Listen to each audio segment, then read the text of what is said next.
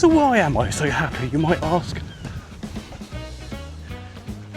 Well, you see, I just bought the perfect camera.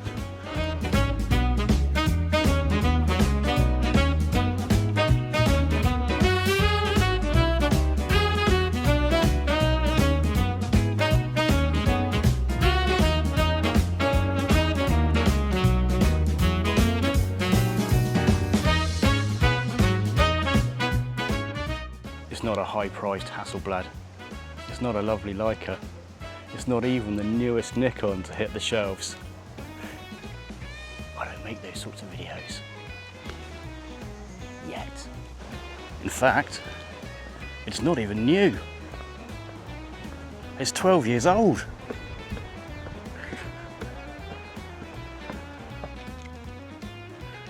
It doesn't have Bluetooth. It only records 1080p video, and the Wi-Fi doesn't work because the app's out of date. So why on earth, I hear you cry? Is it the perfect camera? Well, I'm glad you asked, because that's a very good question.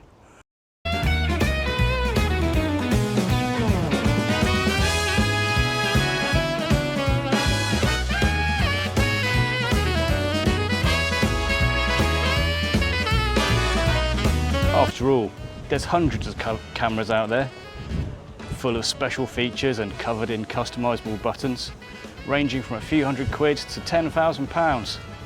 And most of them, well, still in production. I normally shoot with my trusty Sony A7C II, which I'm very, very happy with and I've got no desire to replace. However, as my photography's improved, but the time I've got to take photographs hasn't, then I felt the need to get a daily carry, something I can grab when I'm going out with the kids or on a bike ride, something inconspicuous, and it doesn't matter so much if it gets stolen or damaged if I'm doing street photography or something down the beach.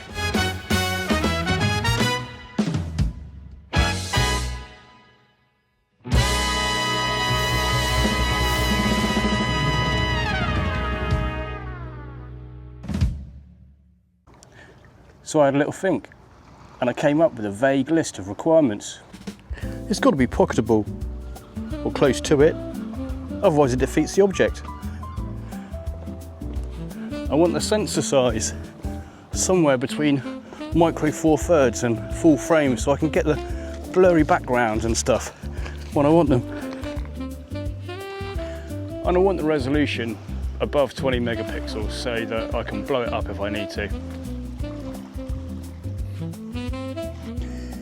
And a tilting screen, so I don't have to lie on the floor.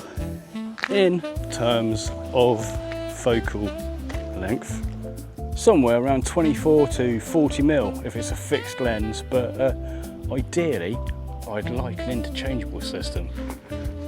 I know it's a bit much to ask, and I don't really care about brands, but I'd probably stick with Sony just to share the same lens ecosystem.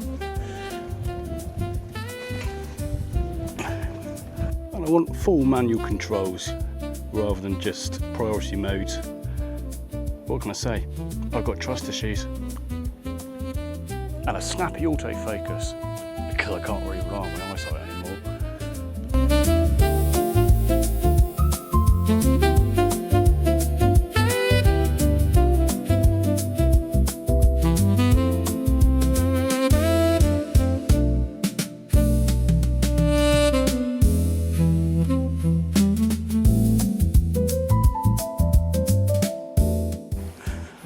I'll be honest, the hardest thing about coming up with this list was the price. I seriously thought I was going to have to spend somewhere between maybe £700 and £1,200, but I can't afford that at the moment. So I set myself a hard limit of 350 quid, which is about $450, and took to the internet. So I scoured the internet. I watched countless YouTube videos, and I even spoke to some actual people. And in the end, I found this. So this is the Sony A5100 first release in 2014. It's really tiny, same sort of size as the Ricoh GR3 or 4, and it's got a 24 megapixel APS-C sensor, so that's really good. Flip up screen that I wanted. There you go.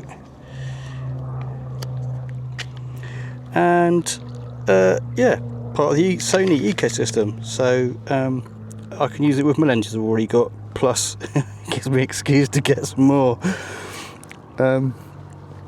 Yeah, really happy. Obviously means I get the crop factor on all the lenses I've already got, so I've basically turned all my primes into 2 lenses. Amazing.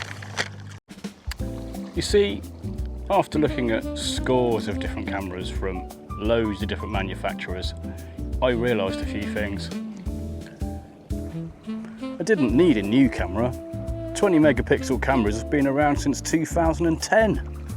And apart from processing speeds and AI, not a lot has actually changed since then. I think the big camera manufacturers have lost touch with their customers. New camera prices are crazy!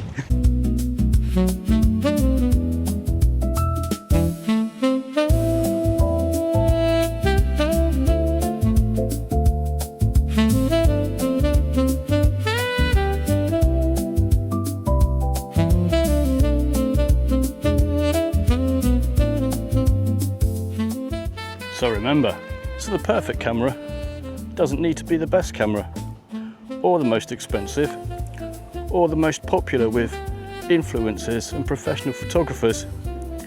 It doesn't need to be new, and it doesn't even need to be digital. It just has to match your specific set of requirements and your budget. We're all operating on different levels, and whereas the camera manufacturers have to make their cameras attractive to a broad range of customers, you only have one person to worry about, and that's you. So if you're just starting out, or find yourself put off by all the fancy gizmos and the sky-high prices to match, or maybe you're after a second camera like me, or even wanting to start a new lens ecosystem, or maybe you're a pro wanting to upgrade your existing camera, take a moment. Consider what you actually want in a camera, and then think about what you don't need before you hit that buy button, because you might find there's a camera that's already out there that's just right for your purposes, just waiting for you to find it. Away from the influencers, away from the sales hype, maybe just sitting in a second-hand store somewhere, or waiting to be snapped up from an auction site. It won't be the perfect camera, because such a thing doesn't exist, but maybe, just maybe, the perfect camera for you.